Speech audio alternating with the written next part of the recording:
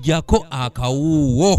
N'agamba Museveni akoze ebikiika kati gavumenti nakyetwadde obwavu bututta ebintu birinnya nnyo waggulu. Minisita wa Kampala Abakulembeze Kabanda asabye abakulembeze okussa amaanyi mu nteekateeka za gavumenti ez'okutumbula abantu ba wansi okusobola okweggya mu bwavu ng'okwogera bino abadde ku kitebe kya munisipaali y'e Nansana mu disitulikiti y'e Wakiso mu kubangula abakulembeze ku nteekateeka ey'okwekulaakulanya eya Parish Development Model. Nze kubawa embeera abantu bamanye embeera yaabwe nze embeera mu kisenyi.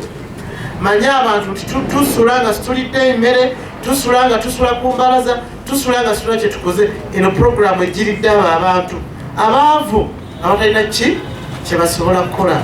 Nga tugamba okuimprovinga obajja mu status eno ebaddewo ey'okuba nti balumpukupe nga twateeka mu middle income, tetusobola kugamba nti tubaleke nga abantu balina kantu konna kebakola ki kebakola. Minisita Kabanda agamba nti bali mu kaweefube w'okubangula abakulembeze bano basobole okusomesa abantu baabwe obulungi, wabasabidde obutayingiza byabufuzi mu nteekateeka eno.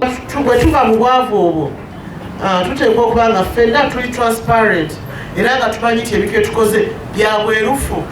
Bw'ali mu saaka eyo togamba ateeze kanzibe bannanyi kankole ki kyekisinza okusuula projects zonna ezikoze eki ezisinga. Zino ssente tezazze kutwebaza kalulu oba twawa pulezidenti batitwamuwa, zazze okujja omuntu awansi mu bwavu. Minisita agamba nti enteekateeka eno y'abantu abawansi abatalina nga bwe bagenda okusinga okugiganyulwamu, bw'atyo n'asaba abali yaddeyaddeko okugirekera abo abatalina. Abatalina mmere yakulya, abatasobola kulya kyamisana na kyaggulu, ye puroguramu eno yazze. Era tugamba nti omuntu alina ssente nga gw'olina obukadde butaano tojja kujoyininga ki puroguramu eno kubanga y'abanaku abasookerwako. Tugamba nti omuntu atasobola kuafodinga kusevinga nusu ng'alina ssente zibadde zirya zokka, oyo gwe tugamba wa ZZ enkolawo zendya. Hajjati Minisita Kabanda era alaze okusoomoozebwa eri abantu abatannamanya nteekateeka eno nti yakuba ya njawulo ku ndala ezizze zibaawo. Abantu bakyali ignorant mu puroguramu eno kubanga tebannaba kugitegeera bulungi. Yes, omuntu alina okusoma okutegeera yasobola kitusomeseza era nga tukyayongera okusomesa. Alina okwongera okusoma okutegeera puroguramu eno eri ku ki era etegeeza ki kubanga eyawukanye ku puroguramu zendala ezikoze eki ezibaddewo. RDC Nsubuga Shafiki alabudde abanabba ensimbi zino nti kakubajjutuka. Ssente ezo ziri mu mikono z'abantu ku kyalo. Buli muntu alina obuvunaanyizibwa ku ssente eziriwa. Ezo zigenda kuvunaanyizibwa ku bantu ababeera mu kitundu, omuntu alina kaadi, omuntu omutuuze waawo, era omulimu gwa RDC mu bimu ebimpeerwa ssemateeka wa Uganda kulaba nti nnondoola emirimu gyonna egya gavumenti.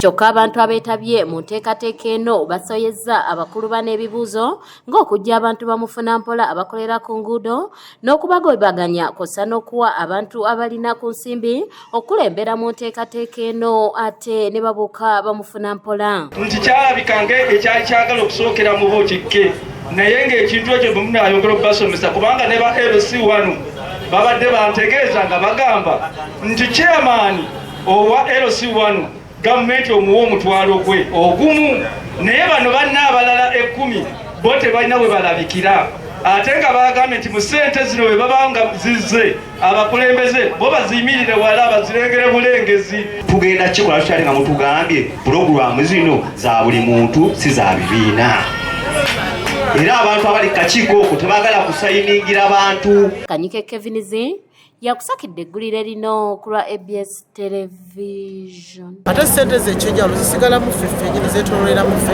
tezigenda kubanga zigenda nti tuziza mu bbanka wabula zijja kusigala mu saaka eyo ngera tudda mu katuseewola okwongera te ku kapito gye twali twewoze.